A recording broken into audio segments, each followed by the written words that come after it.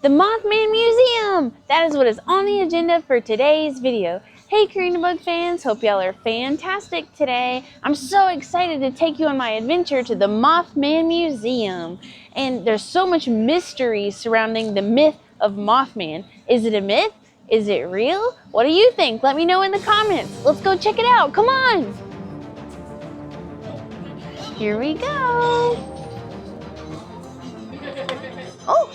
It's very crowded. It looks like a lot of other people are also curious about Mothman.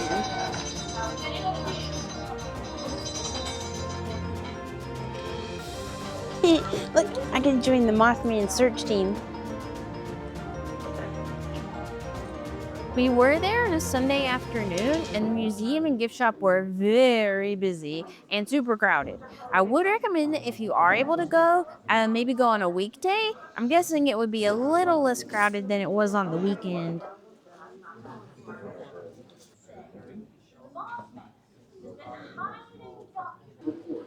Replica of 1957 Chevy driven. Whoa! The museum is a mix of replicated items alongside authentic items. Many of the older authentic items are encased to help protect and preserve them. And you'll see a ton of signs in the museum that refer to the TNT area. This is the name that locals gave to the West Virginia Ordnance Works, or WVOW. This was a major Army ammunition manufacturing facility that produced trinitrotoluene, or TNT, during World War II. It produced up to 500,000 pounds of TNT every day.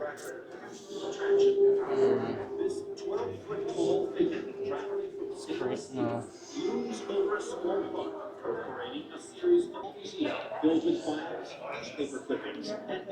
The Mothman costume you're seeing here was definitely a showstopper.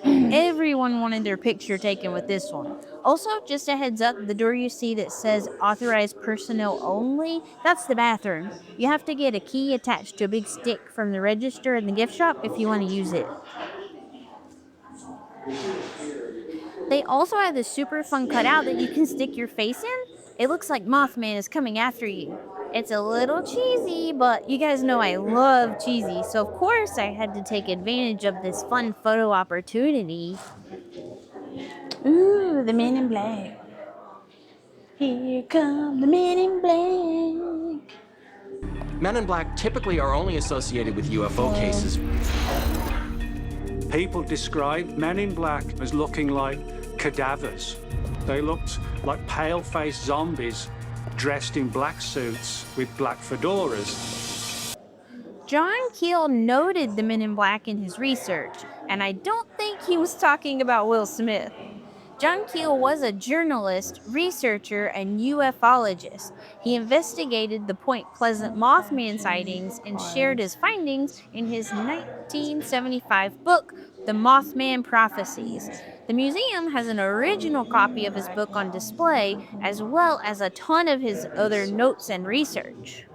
One resident who claimed to have been visited by the men in black was Mary Heyer, a local journalist who reported on the Mothman sightings for the Point Pleasant Register and the Athens Messenger. Mary Heyer had begun investigating the mysterious incidents in and around Point Pleasant with a New York-based UFO researcher named John Keel. Mary Heyer was visited by men in black who told her to stop writing about the Mothman and all these strange encounters. Stop writing about this. You don't want to be involved in this. Well, they have this screen, and it tells you about a couple of the eyewitness accounts of people who actually saw the Mothman. The most famous Point Pleasant Mothman eyewitness accounts began on November 15, 1966, when two young couples, Roger and Linda Scarberry and Steve and Mary Millette, reported being chased by a 7-foot-tall winged humanoid with glowing red eyes near the TNT area. They said that the creature followed their car at speeds of over 100 miles per hour. Oh man, that's fast.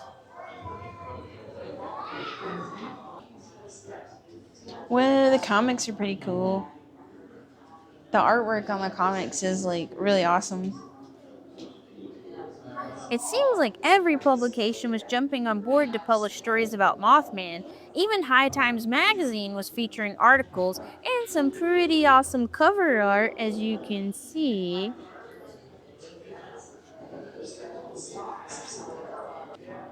Oh, whoa, there's a couple of news articles. Look at that Mothman. Might just be a crane. Oh, whoa, look at that piece of art. That's pretty cool.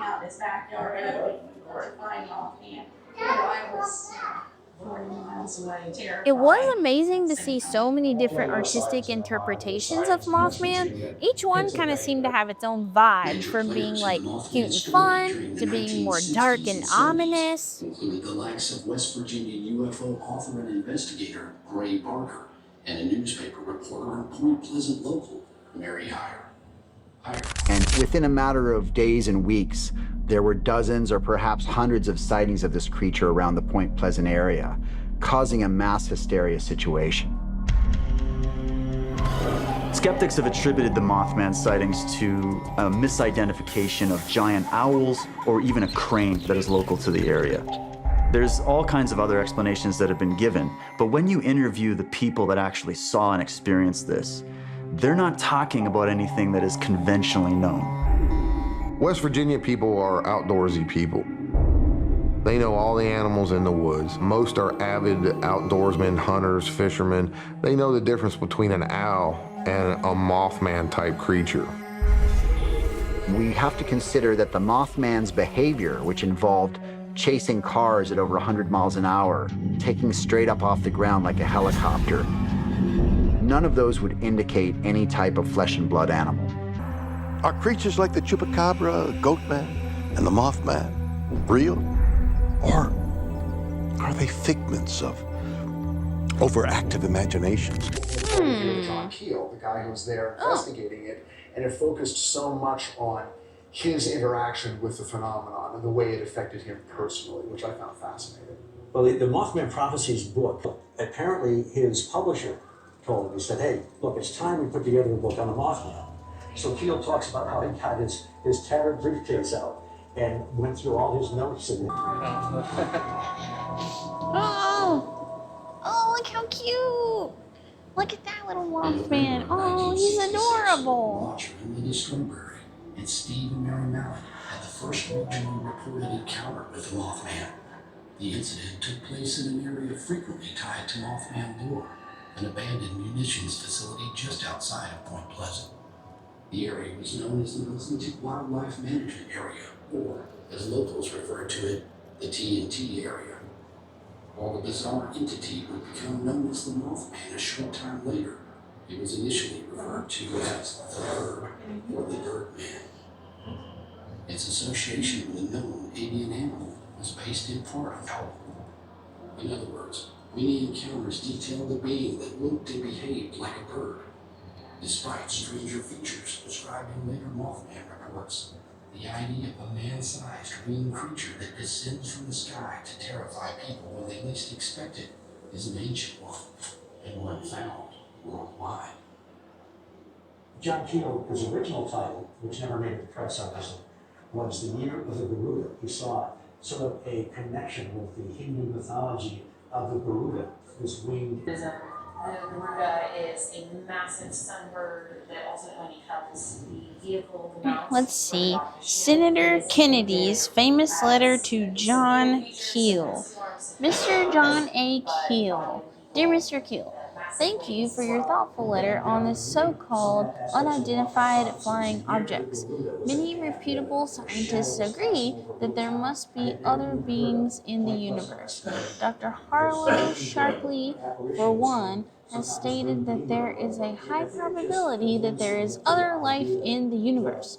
To believe that there is other life in the universe is not, however, to believe that UFOs are manned vehicles. One explanation is this phenomenon that connects the lights that are seen with the gaseous tails of comets.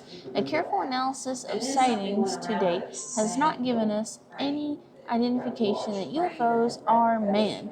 I appreciate hearing from you on this matter, and I hope you will write again on matters of the mutual interest. Sincerely, Robert F. Kennedy. Wow. I know that back in the 80s, they came in and EPA, it was an EPA disaster site, and they had Ooh, another cool photo opportunity. The museum has several different rooms. They have the artifacts and artwork segmented by subject matter pretty well, but I recommend really taking your time. There's a lot of information. You could easily miss something. Oh my gosh, we're going through a portal. It's like a portal.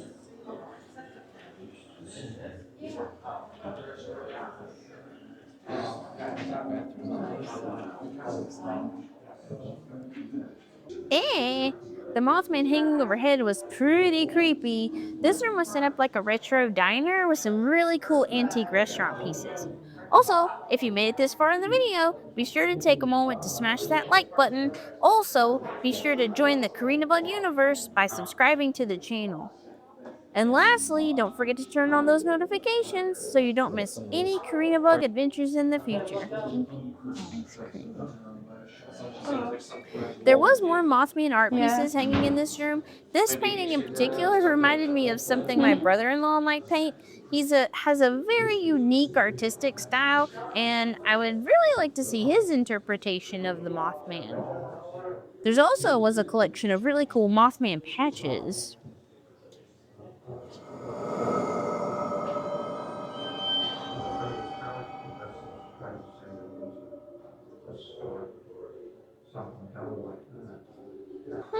Carolyn Harris. Carolyn Harris was the owner and proprietor of Harris Steakhouse, which later became known as the Mothman Diner.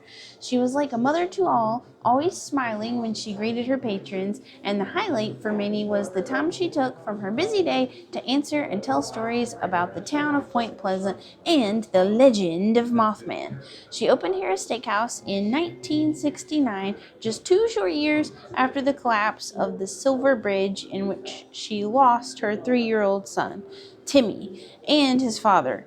Despite the tragic turn of events, her kindness, hospitality, and hard work and dedication never faltered. Carolyn was instrumental in helping develop Point Pleasant into what you see today, and will forever be in the hearts of the residents and the many friends who were blessed to know her. Whoa! Look at all this cool stuff from the diner. Isn't that awesome? The uniforms and like the glasses and the milkshake maker. Ooh, I would love to have a milkshake right now. That's so cool. Yeah, I like milkshakes. Strange birds appear in the weeks before a destructive earthquake rocks the city. Chernobyl, 1986. Oh, it's another Mothman. Oh my gosh. Oh, he's gonna get me.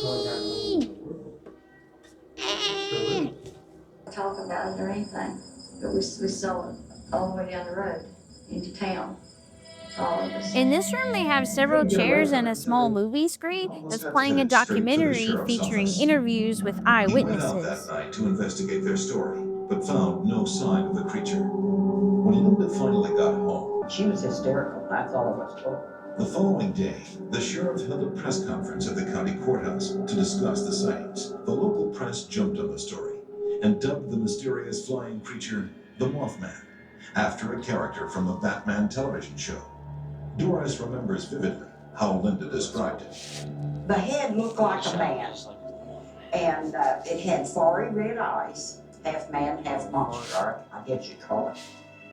Whether you believe in Mothman or not, I feel like all of these articles and newspaper clippings are probably more genuine than the news that comes out today.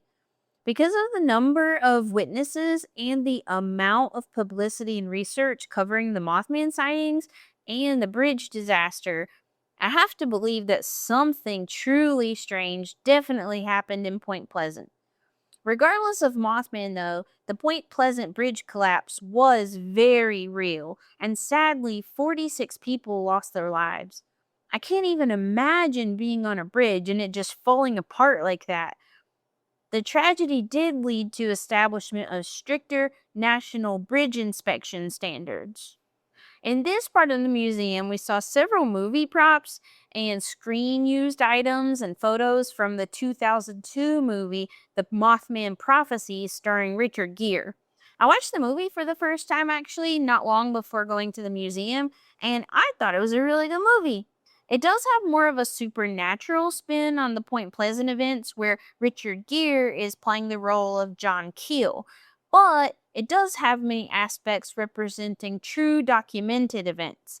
I definitely recommend watching the movie if you haven't seen it. They said this creature flew over their car and followed them back into town. There were over 100 reported sightings to the local authorities. You had some people who, claimed to have seen it while driving in their car. You had other people seeing it in their front yard. For the people of Point Pleasant, the mystery of the Mothman persists to this day. Where did this monster come from? Why did it suddenly appear in this small town? And perhaps most curious of all, why were the first Mothman sightings followed by a visit from the Men in Black? Look at these little Mothman, they're so adorable. Look at these little guys, oh my gosh, look at that. Whoa. Oh, and these other little Mothman over here. Oh, and there's a Bigfoot. Whoa, look at that. Oh my gosh. Whoa.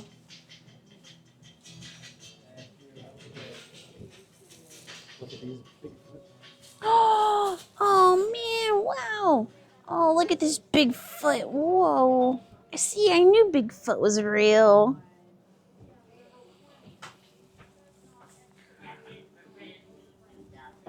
Oh,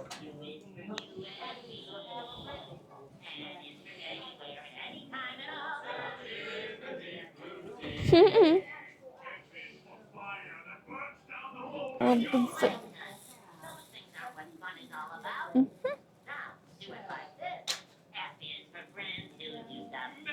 Look at these giant Mothmen. Oh boy, I want to take one home with me. It's so soft and cuddly. Oh my gosh. See, Mothman's not so scary after all, right? Right. Okay, stay there, buddy. Okay. The store we're in right now is actually next door to the museum and the gift shop. They had some really cool items, not only Mothman merch, but also Bigfoot and Loch Ness Monster and lots of other mythical creatures, and it was much less crowded in there.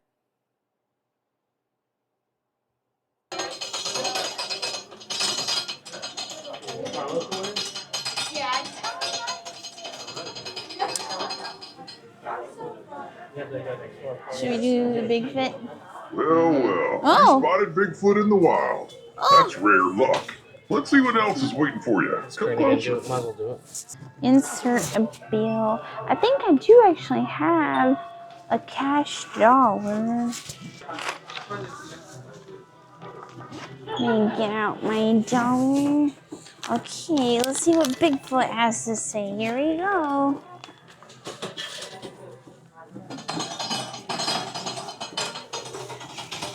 They call me blurry in all the photos, but my advice is crystal clear. Stop stressing about how others see you, because let's be honest, most of them don't have a sharp lens anyway. Focus on your own path, your own pace. The rest is just noise and pixels. Until next time, keep walking like you own that trail. Wait, did you just spot Bigfoot? Lucky you. Don't walk away now. Step closer. And You I'll got show my you your fortune. Whoa, we're here in Hartley Square, and look at this awesome Mothman statue. It's so cool. Wow-wee. Look at that. The Legend of Mothman. On a chilly fall night in November 1966, two young couples drove into the TNT area north of Point Pleasant, West Virginia, where they realized they were not alone. What they saw that night was evolved into one of the great mysteries of all time. Hence, the Mothman legacy began. It has grown into a phenomenon known all over the world by millions of curious people asking questions. What really happened? What did these people see, and has it been since? It still sparks the world's curiosity.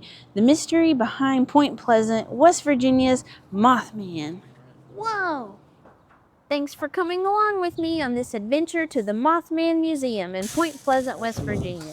Let me know in the comments what you thought of the museum, and is it somewhere that you would ever visit? Also, stay tuned for the next episode of my road trip adventure. I'll see you in the next video. Goodbye!